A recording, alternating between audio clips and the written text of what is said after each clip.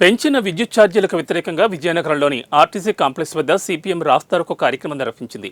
ఈ సందర్భంగా సిపిఎం జిల్లా కార్యదర్శి రెడ్డి శంకర్రావు మాట్లాడుతూ సీఎం చంద్రబాబు అదానీ స్మార్ట్ మీటర్లు ఇంటింటికి బిగిస్తున్నాడని విమర్శించారు. ట్రూ ఆఫ్ ఛార్జీలను ఉపసంహరించుకునే వరకు ఉద్యమిస్తామని, ప్రజలంతా ఈ పోరాటంలో పాల్గొనాలని పిలుపునిచ్చారు. ప్రభుత్వం తక్షణమే పెంచిన విద్యుత్ ట్రూ ఆఫ్ ఛార్జీల పెంపు ఉపసంహరించుకోవాలని డిమాండ్ చేశారు.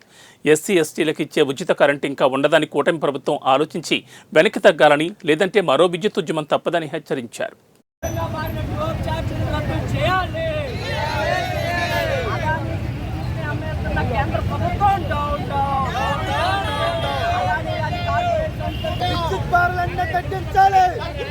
అధికారంలోకి వచ్చి 5 నెలలు అవ్వకముందే విద్యుత్ ఛార్జీలకి ట్రూ ఆఫ్ ఛార్జీలు, సర్దుబాటు ఛార్జీలు అని పేరు చెప్పి 16,800 కోట్ల రూపాయలు డిసెంబర్ 1 నుంచి ఛార్జీల్ని మోపుతా ఉన్నారు. జనవరి 1 బిల్లులో ఒక్కొక్కరికి వీపు వాచిపోయేంత బిల్లు రాబోతుంది. ఇది చంద్రబాబు నాయుడు గారి యొక్క ఘనత అని చెప్పి సిపిఎం చెప్తా ఉంది. చంద్రబాబు నాయుడు గారు అంటూ ఉన్నారు 90 చంద్రబాబు నాయుడు చూస్తారండి. అంటే మేము సిపిఎంగా చెప్తున్నాం 2000 విద్యుత్ పోరాటం చంద్రబాబును మరొకసారి చూస్తాం. ఆ అవకాశం ప్రజలకు ఇవ్వద్దని సిపిఎంగా చెప్తా ఉన్నాం. ఈరోజు చంద్రబాబు నాయుడు ప్రపంచ బ్యాంక్ జీతగాడని, గతంలో అంటే ఈరోజు అదానికి అమ్ముడిపోయాడని అనాల్సి వస్తూ ఉంది.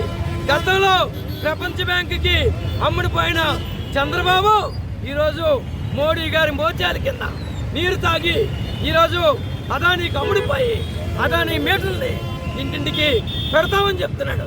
స్మార్ట్ మీటర్లు పెడితే ఖచ్చితంగా ఇళ్ళ దగ్గరికి వస్తాం, అడ్డుకుంటాం, స్మార్ట్ మీటర్ని పెట్టనివ్వమని చెప్పి సిపిఎంగా హెచ్చరిక చేస్తా ఉన్నాం. రాష్ట్ర వ్యాప్తంగా విద్యుత్ ఛార్జీలపై ప్రజలు చేస్తున్న పోరాటానికి సిపిఎం మద్దతిస్తూ ఉంది. వెంటనే స్మార్ట్ మీటర్లు ఉపసంహరించుకోవాలి, అదానితో ఒప్పందం రద్దు చేయాలి, అలాగే పెంచినటువంటి ట్రూ ఆఫ్ ఛార్జీల్ని వెనక్కి తీసుకోవాలని సిపిఎంగా డిమాండ్ చేస్తూ జరుగుతున్న ఈ పోరాటం మరింత ఉధృతం కాకముందే చంద్రబాబు, కూటమి, పవన్ కళ్యాణ్ వెనక్కి రావాలి. లేకపోతే జగన్మోహన్ రెడ్డి గారు ఎలాగైతే కుర్చీ వదిలేశారో మీకు అదే గతి పడుతుందని చెప్పి హెచ్చరిక చేస్తాం.